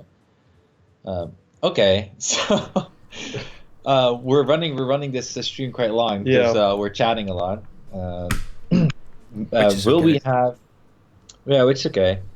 Let's see. Will we have our last topic here, which is gameplay of the game Inside? But here Eric is changing some switches around. Yeah, I have blue switch installed on this keyboard, and I'm too lazy to get one with red switch, so just gonna swap 4 keys around because I think you only need like the left joystick to play the whole game, and like 1 key, and that's it. Nice. I have to set up a Provo in the utility. Not sure if it's smart to show it because it can be pretty complicated, some trial and error stuff. Let me just fire up the game and use joystick plus 2 keys. Right. Yeah, but first thing I'm gonna do, I'm gonna try and see if it works with.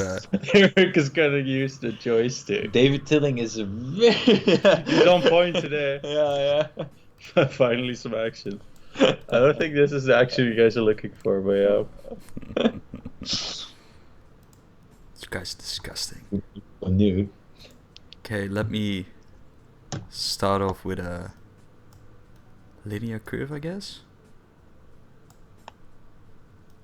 We don't want that sound. See if we can see the stream. Boop, boop, boop, boop. Yeah. Yeah, it's crazy how we're not even able to see our own stream and playback because internet is just too slow. Yeah, I'm still setting up the whole thing, but some keys So again. Oh yeah. Yeah, there's this one last news story. I was doubting if I wanted to go for this China story because I just felt like it was more appropriate for what we're doing right now. Yeah. But of course, the other big story is the WannaCry, the whole right. encryption or the ransomware thing. And my favorite part about this whole story is that there was this one security researcher, and he found out how to temporarily block the ransomware. And he did this by registering a domain name. And what he did was so this ransomware, what it did was when it got installed, it sort of pinged this server. And what this guy did is he registered this, or he pinged this domain name, and the guy registered this domain name, and he sort of make a sinkhole out of it, which just sort of means like it absorbs this ping but does nothing, and then it's just sort of blocked this ransomware completely because it was just dependent on this one ping. And I read this very interesting article about, because there were a few news reports about it, and what a lot of people reported is more in this way about, some French guy sort of randomly just discovered this domain name and he blocked it and that's it, right? Yeah, that's how I read it. Oh yeah, And yeah, I was like, exactly. huh? But it Doesn't goes, make it sense. goes, yeah, exactly. But it goes way deeper than this, because I read like the blog post he made himself. Oh right. And so what happened is that this ransomware, like it's not like this stupid thing where it's just this server call. I mean, the rest is very smart, but just this one stupid thing it implemented because he's an idiot. No, it's like this is so apparently. I mean, I don't know a lot about ransomwares, but apparently it's like a normal thing they do, where they have like this development environment, and how they check they're in a development environment is they make this ping, and if it doesn't return, they know, okay, we're in this development environment because it's not supposed to happen here. And this guy, how he actually figured out how to do this, already required like a lot of Knowledge. it already required like a lot of knowledge, and also like decrypting of the, or like how do you call it, like Decrypting was not correct. it's not really decrypting, but it's like Breaking down the. yeah, it's like analyzing whatever this ransomware does, right? So there's a lot more going on there, but it was an interesting read. And there was this article which mentioned that, because there's also this lot of booming news about how so many XP PCs were infected, right? Oh right. But apparently, like, there was only just 1%, and like 99% were Windows 7 PCs. I also read. And that was to me one of the craziest parts, because Windows 7, for some reason, I don't really fully understand why, because Windows 10 is really, really good. It's just seen as this sort of pinnacle of stable OS, right? Yeah. And now it just got blown away because it's just not, right? Yeah. And I think like that's mainly because when I look back at like my computing history is like had XP and it just felt really good, but now as you look back on it, like it still feels old and clunky, right? And then we had Vista, which everybody fucking hated. Yeah. And then like Windows 7 came and it was like the great savior, right? Yeah. Like it looked new and it was so much better than Vista, but apparently it isn't, right? Yeah, how everybody would say, I'm still running Windows 7 because it's way much better. I'm not going to that Windows 8 stuff. Windows 8 was terrible, Windows 8 by the was way. not good. Yeah. Windows 8 good. But Windows 10 is really, really good. Yeah. Except for the Cortana stuff. Disable all the Cortana stuff. Yeah. Very good. Yeah. Are you ready for the game? Anyway. Yeah, ready. Okay, great. Let's see if it works. Boop boop. We now should see a game. Oh, we're not seeing a game? Het gaat wel op vandaag zo. Let's see. Oh, there we have a game. Just took a while. Okay, so I just went into the utility and I've set up the game, but it isn't. Miriam, you should have talked about that. Oh wait, that was next last week. Okay, go. Yeah. Sorry. But it's not working? It's not working. What did I do? Oh, I think I screwed over my dead zone there. Can't move left now. Wait. Let me check what I happened. have no idea what's happening, Eric. No, so I can't see the stream. Yeah. Not sure. You can't see the stream? Yeah, you're all on your own, man. It's It's loading extremely slow. No, it's just loading. I mean, there's no slow. yeah, there's no. Okay. It's like this one freeze frame of Eric touching. But that's our issue. It's our internet issue. It's No. not the stream itself. True, I just have to jump over this pig and don't have to die, and not sure where I have to go, but oh man, I'm way too slow for this game. Okay, so let me talk you through it. I'm now in a sort of barn and there's a pig, and the pig is really hostile on me, and the pig has something coming out of his ass, and What? I did this probably before, but I have to jump over the pig and try to stay alive and get to the right side of the whole screen. Oh, I see. There the pig went down. So that's pretty neat. And now, finally, now that all the terror is gone, I can try out analog. Because I just set up my keyboard that only the A and D key, I bounded the A key to the left joystick to the left side and the D key to the right side. And for my W, I bounded the A key because I think the A key is jump key, and that kind of did it. But let's see, if I just press really slowly, it doesn't do analog movement. Beyblade creator announces new series. Sort of does it. And the kind of thing is, I'm knowing that there's like a analog movement in this game because you can see when I press the right key. But on the left key it isn't there, and I really have to press the right key very slightly, so it means that my analog curve is completely wrong. So I just have to adjust it and push the dead zone a little bit down than it used to be, than it is now at the moment. And I think this should do the trick. And now I can... No. Now I can move slowly to the left and slowly to the right, which is pretty neat. And I think in this game it doesn't really make sense to move like fast or slow. But it will get you more immersed in the game. So imaginative. So now I'm just gonna pull the worm out of the pig's ass. And I have to use the pig. Okay, this looks so... You think it looks weird? I mean, we can barely see any of the game graphics, and what you're like describing really sounds weird. Well, it now kind of looks like that I'm like doing some bad stuff to the pig that nobody should do to a pig. But now I have to get on the pig. Ah, yes. Okay. Okay, and now I climbed on the pig that I pulled back, and I'm now in this machine. And this is where the last time where I left off, and I couldn't really figure this out. So with this machine I can control the guys in the background, and they all move to the left if I move to the left, and all move to the right if I move to the right. So let's see if these can also analog move. No, it's just like one speed. Oh no, they can also go slowly. That's pretty cool. It's pretty cool, you can like control everyone with analogs. That's pretty neat. So now I have to get everyone to the cage, but oh, we have to push it up. Okay, let's see. Oh. Okay, so now now is everyone out of the cage. That's pretty neat.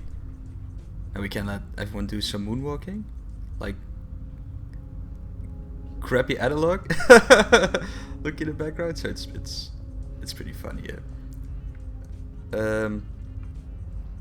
Okay, so they can push this, and I think I have to pull it away then. Okay, so now on the right side it clearly made a bridge, and I just have to get rid of the whole thing. How can I? Okay, that's okay. And now I'm out of the thing, and I can continue. I think I'm gonna bring the pig along, because the pig is my friend now. Let's see how far I can bring him in the game. You killed your own friend or what? And picked something out of his ass.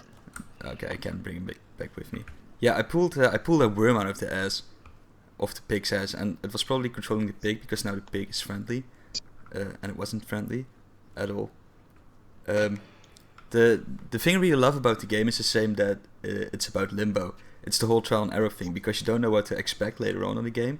It's all these subtle puzzles and some of these action things, and some of the parts you just get a really trial and error feeling, so to say. Sometimes you just die like 10 times on the same spot, and you just have to continue and see what works for you.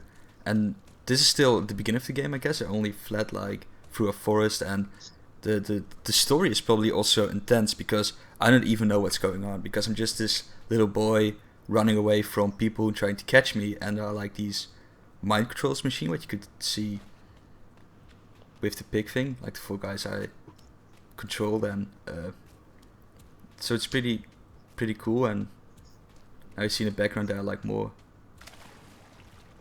people standing in line. I wish I could see it. I mean, your description is very, very vivid, but Yeah, it's I just see this one static image of.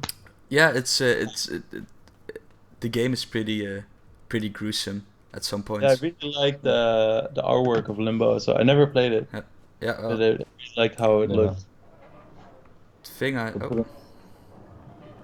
Pulling stuff out of a pig ass is a great start. That sounds pretty good. Yeah. that's a really Especially when he goes your friends afterwards. That's Okay, so let's see, what can I do here? Can I climb up? yeah. Where's the RGB in this game, Eric? The RGB? RGB? There is none RGB. It's like all this. That's what I like about the game. There's less, almost no color in the game, and with Limbo it was even more. But this is like really a good upgrade to Limbo because now it's sort of 3D. It looks more 3D, so you have more depth to the levels, and there are also like sometimes people come in from distance and trying to catch you on your like level plane. I wouldn't say it's like 2.5 TD, but it's just that 2D side-scrolling game with some 3D effects. I'm not sure what I'm supposed to do here because there's like this thing that I can I climb on top of it? Maybe? Oh, wait, I can't climb. Okay.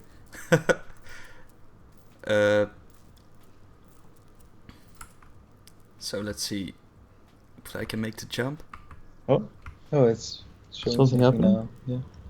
Okay, so I just climbed up a whole... no, that's right now. Yeah, Is so it? he's kind of like pulling the pig, which Oh. kind of looks not really like it pudding. I'm really far gone from the pig stuff. Really? Yeah. It just loaded on our side. Yeah, you're riding the pig right now. Oh, you're missing out then. Because now trying to open a window. Shit. That worked. What are those? The zombies in the background? No, those were, I think, humans. Normal humans. But you could mind Oh, he's control them. controlling them. Slim. Oh. You're like birds flying away from me, and I'm just gonna walk this really slowly just to enjoy the whole scenery and the lightning in the background. It's pretty beautiful. And it's really a thing about I like about this game is it's the subtle game design, because the game doesn't say to you, oh, you can move like to the left, to the right. You just have to figure it out by your own. And now, for example, this puzzle is a really neat example of great user experience in the game, because you can see like the little boy, he just looks up to the ceiling towards the whole I don't know what it is, like the box with the cable on top of there. So you know that's the thing what you have to do something with to continue. And just like all these subtle things that makes these kind of games really really great. So there will probably be a point where I have to use this thing, but because I can continue to the right side and don't have to use it right away, I guess.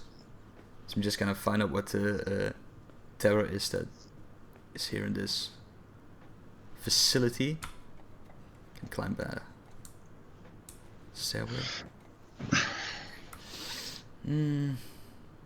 I can go all the way to the top, but I'm thinking if I jump down to the right side, I'll probably die. But it's fun to see a little boy die. Okay, that sounded pretty gruesome. Oh, we got a visual. Okay, so I'm not supposed to go up that high yet. So I'll probably check it out here what's on this side, and here's like another trap hole, and jump Oh, it over does look really beautiful, man. Yeah, You just jumped down and died. Is that recent? yeah, that's very recent.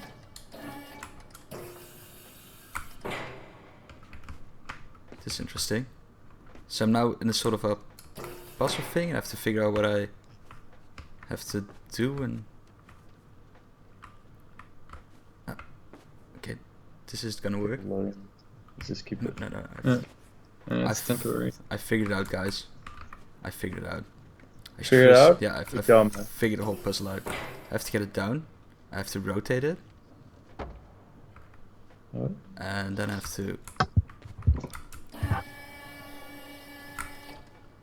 And now with a bit of luck, I can make the jump, I guess.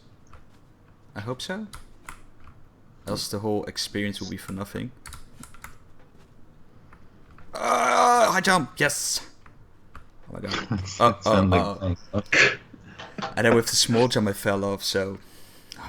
we're almost there, guys. Almost there. Okay. Okay, you can do it, man.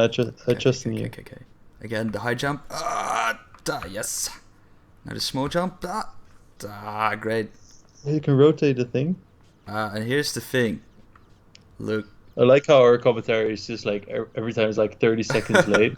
Maybe even more. I think you guys are now already 1 minute behind. So here we are again at this scenery, and now you can see it even more clearly. So this is like a big, heavy thing, and I probably have to push it down. And you see like these things on the ground, and hopefully it will break it. Oh my god. Okay, looking back to this was so obvious that it would happen. And that's what I love about the game, because like these little things is what the game makes great. The element of surprise. Have to run away and survived. Yes. I'm the best gamer ever. Because now I have to get back down and hopefully I don't die. Hey Manson, what's up? Yeah, I'm not going to continue the game for very much longer. I'm just gonna check out what's in the hole, and then I'm gonna do it in really smooth, slow, analog style, a little bit faster. Just gonna enjoy what's inside this hole.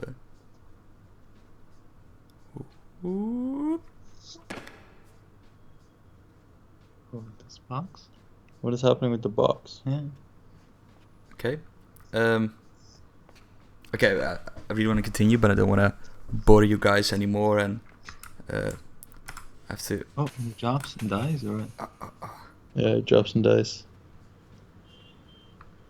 Okay, I'm just gonna end it here, because here it looks really interesting.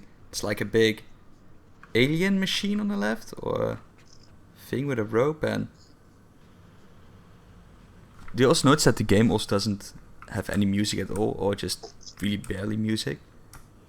No, I'm not gonna play. No, it does look really cool. I'm just gonna end the game here. I mean, the sort of snippets we get from it. Okay, so that was Inside. Really great game. I don't think the puzzle part I just showed you is where the analog really shines. But at the beginning, there's like a thing where you have to run away from some humans, and I think that's a really good point where you can have like the slow movement to immerse you more in the game. And I'm sure that those moments come up in the game later on. And it's a whole mystery vibe that's really compelling about the game, I guess. So, what's next, But it has Carl? no music. It has some music, but only on some certain points. Most of the time, it's Right. just like completely flat. Oh, you just fell into the hole. Like, how late are we? It looks good though. Is it with Limbo where at the end there's this giant, like, sort of blob of humans sort of chasing you? Because I remember I saw in the stream, and I don't remember if it's Limbo. I think it was Limbo, where at the end there was this sort of human lab, and there was this monster sort of chasing you at the end. I don't know. Not sure. Can't remember it. I think Limbo is about finding your girlfriend or something, or your sister in the forest. It was a different game, I don't remember. I don't think it's Limbo. It's Limbo. It's with the creepy spider, and there's like a big wolf and all these kind of things that follow you. It's pretty gruesome. End the stream already so I can watch the beginning. I should be on time next time. Oh, he's working on Sunday, right? Yeah. Oh yeah. Okay. I think we reached the end. This was the last topic, and the stream went a lot longer than I expected. Honestly. Me too. I was expecting like 1 hour. I felt like it was like 5 minutes for stream. Like, okay, well, we're gonna talk about mass production. I don't know. We're just gonna figure it out. We have some news items. We can stretch to 1 hour. Now, like 2 hours later. I think like if you look at, especially like the big futures we're really excited about, the profile sharing and the double keystroke. Yeah. And direct input. Yeah, that's going to be really interesting. I think next stream will be when? Probably After next stream we Computex. could show the live in the live version the whole Yeah. Oh, hopefully. Yeah. Sharing. Hopefully, yeah. Sure. So for the next live stream, Ooh, next. yeah, it's going to be difficult still, but Yeah, we're gonna well, do it for sure. yeah. Yeah, there's more to show in the next live stream with the thing like reader double keystroke. Probably first implementation we'll be able to show. I guess profile sharing will be done, so we can show the link and actually working. Mm-hmm. But in the next live stream, we also just finished Computex because we have Computex already very, very soon. Not next week, but the week after. Yeah. Not this week, coming week. Yeah. But the week after, we already have Computex. Yeah. So we're literally flying, when we fly back to Taiwan, Computex starts, basically. So maybe we can do a Yeah. Wu-Tang live on Computex via Facebook. Oh, again, yeah, we did which you that. guys did Remember last the year. Oh, first true. stream we ever Yeah, did was true. at Computex at Facebook Live. True. Oh, Yeah. that was good. Now the question is, should we go live on the live stream live, or should we go live on Facebook again? What is more appropriate? No, we like personal live stream, right? Maybe we can try Facebook. Who knows? A Facebook like smaller live stream showing segments Yeah. on a different day. Maybe it's more interesting. I think think the so. whole feeling is with the whole live stream thing on Facebook, it feels like more intense because you move your own camera all the way around, and Yeah, right. I think we can also manage it on this stream. But then again, then I'm just sitting here like hosting. Yeah. Yeah. Yeah, that's why this stream, this format we have right here is what should be here. So Yeah. I think Facebook would actually be better option, Hmm. but we can get like the battery thingy, the Power bank. power Power bank. bank, Yeah, yeah. yeah. I wonder if Wooding will become popular enough for the Wood Crew to get their own office building. Well, guess where, Yeah, where right. Eric is right now. Oh Okay, yeah, I no, mean, true. office- Yeah. okay, In I wouldn't call it an office building, but No. it is. I mean, it is an office, right? it's an Yeah. office. Yeah. Yeah. Oh! This is. I got this like in this building. There are like more companies. It isn't like a flex space or something, but there are, like more companies around, and there's like one across the room. It's called Pseudo Canvas, and they bought me like a gift last week. I call it Tim. It's like a plant. It's the first winning plant. Mm-hmm. Is that your IKEA plan? With like, where the plant costs €1? Was No, it- no. The plant was 50 cent, and the pot was like €1. Yeah, Yeah. it's like around, yeah. That's good. IKEA is In so either good. case, so Does it have RGB? No, but we can modify it for sure. so you get RGB strip. I mentioned you should send us a PM about the guy at Computex, so it'll be cool. Yeah, for sure. Oh, and yeah, if anybody knows anybody going to Computex, you're welcome to share, because we'll be there and we'll be in the booth of our manufacturer, Yep. and we'll be showing the Wooden One and showing something new type of switches that better just keep it for, Computex. Yeah. but not relevant for the keyboard right now. No. It's a very future type of thing. So, but it's just very cool.